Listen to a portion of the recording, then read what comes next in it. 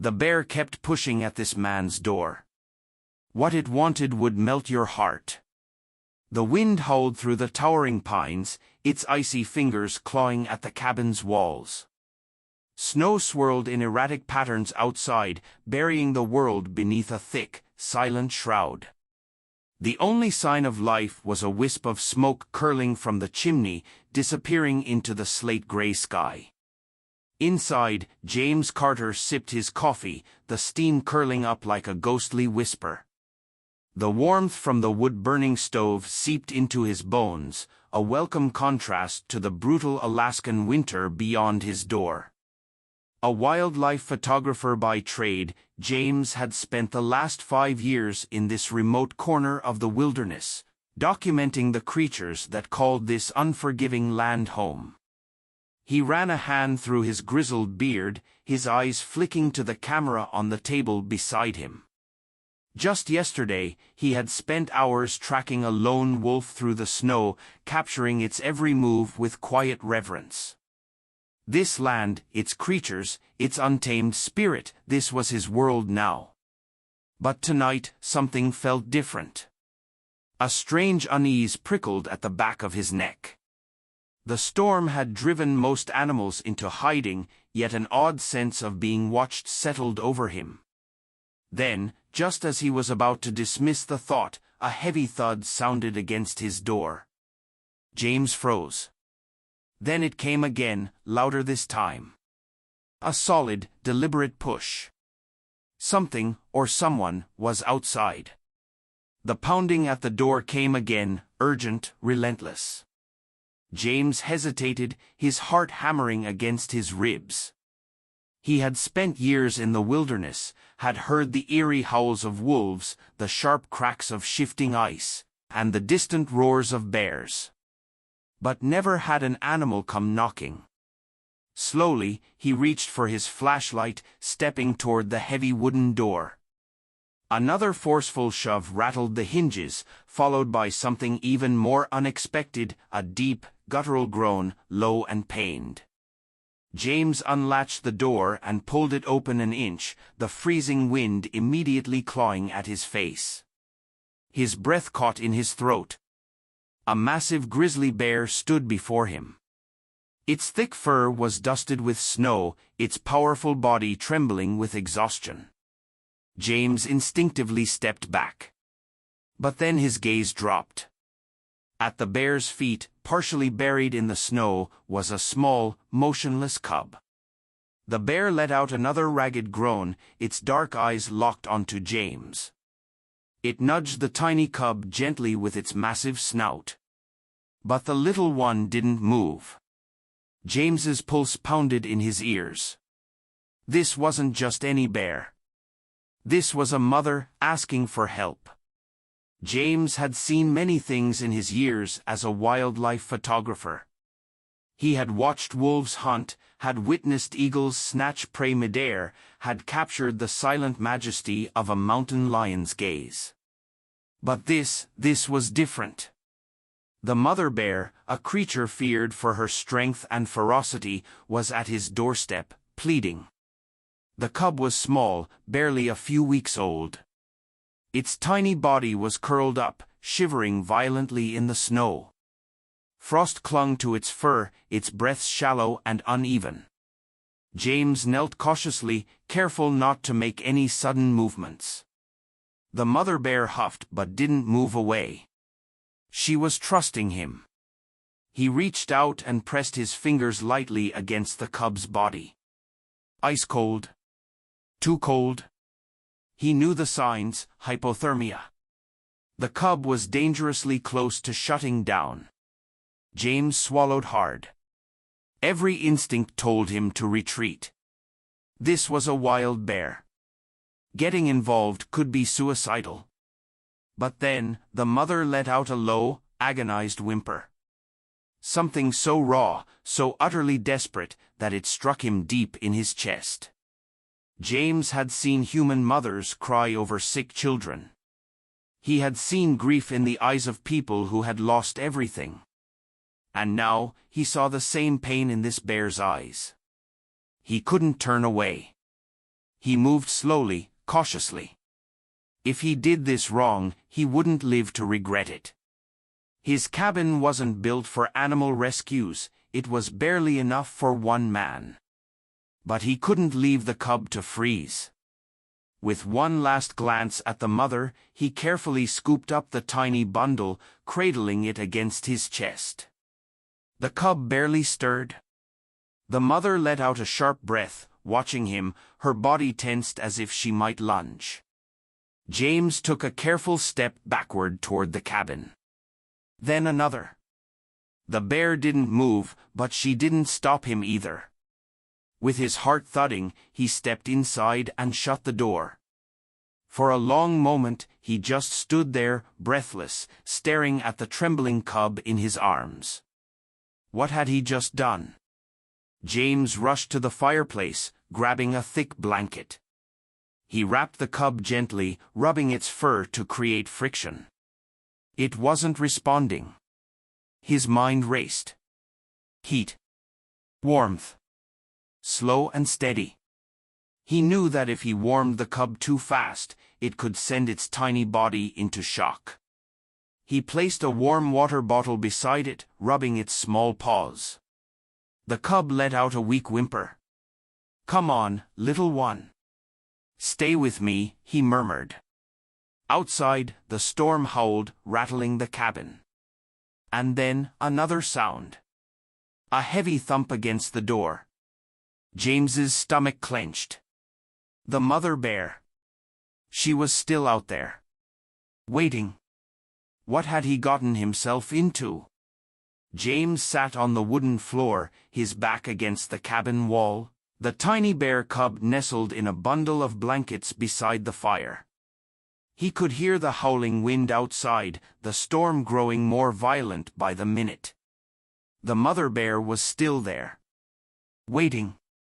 His hands trembled slightly as he rubbed warmth into the cub's tiny paws. It let out a faint whimper, but its breathing remained shallow. James knew he didn't have much time. Hypothermia was a slow thief, stealing life little by little. The cub needed more than warmth. It needed its mother. But how?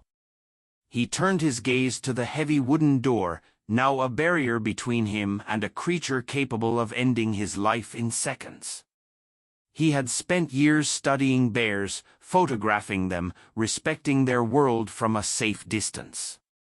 Never had he imagined a situation like this, where the divide between man and beast blurred into something unspoken.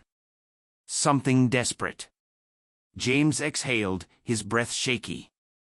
He was alone out here. No phone. No backup. No one to tell him what the right move was. Every logical part of his mind told him that opening that door could be his last mistake.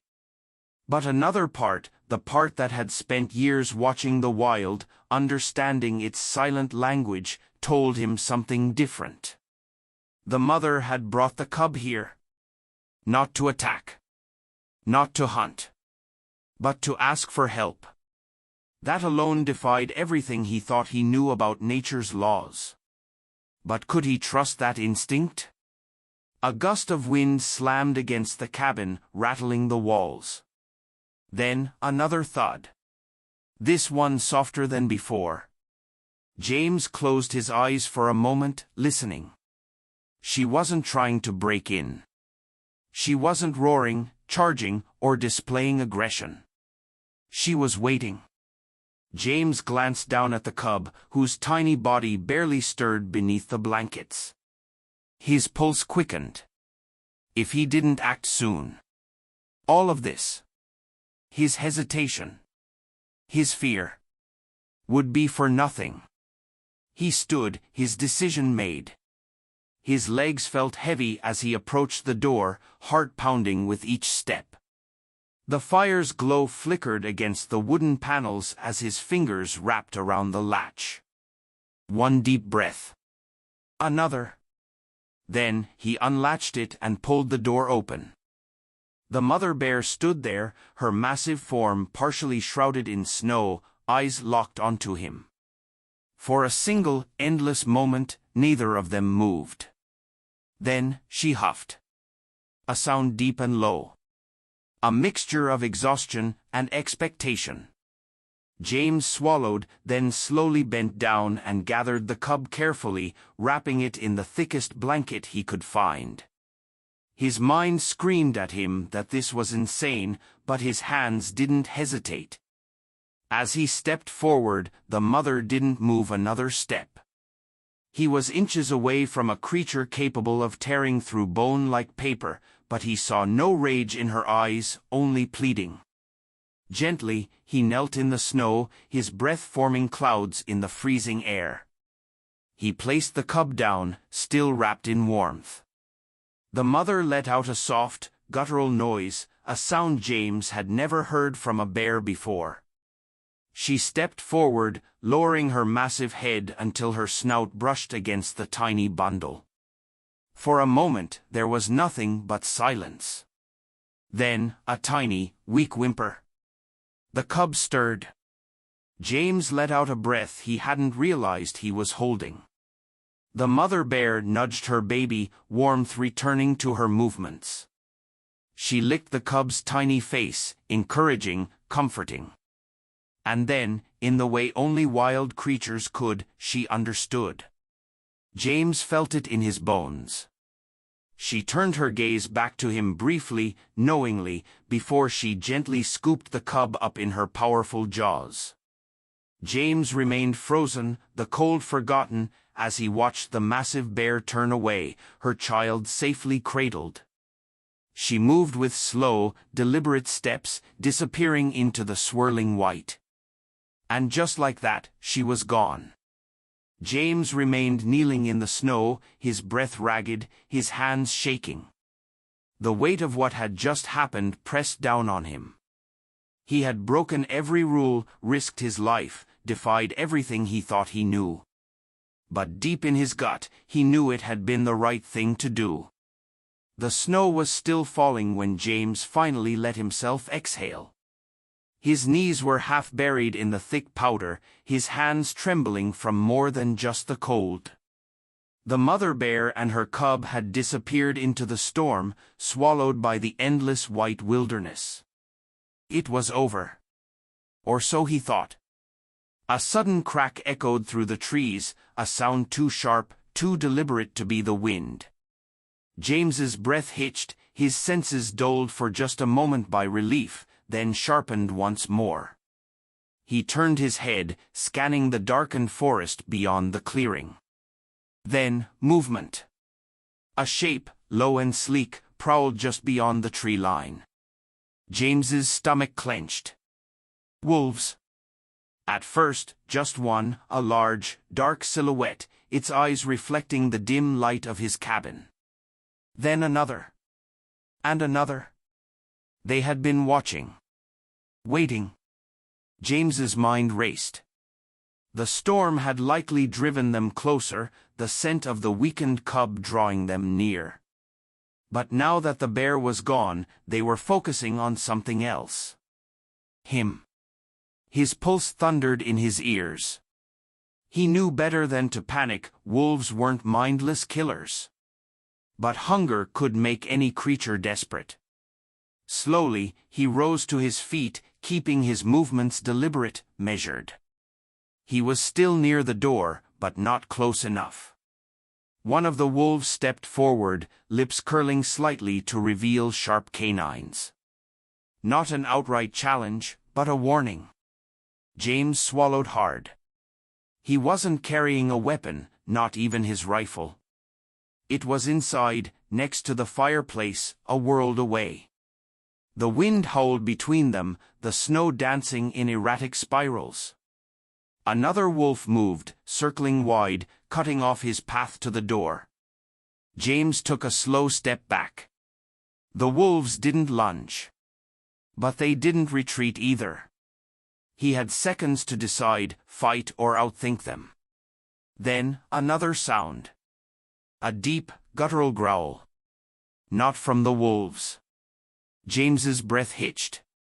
The sound came from behind him. The mother bear had returned. He barely had time to turn before the massive creature moved past him, her presence like a force of nature itself. She wasn't alone. The cub, still weak but very much alive, clung to her side. The wolves hesitated, their instincts warring. An injured cub had been easy prey.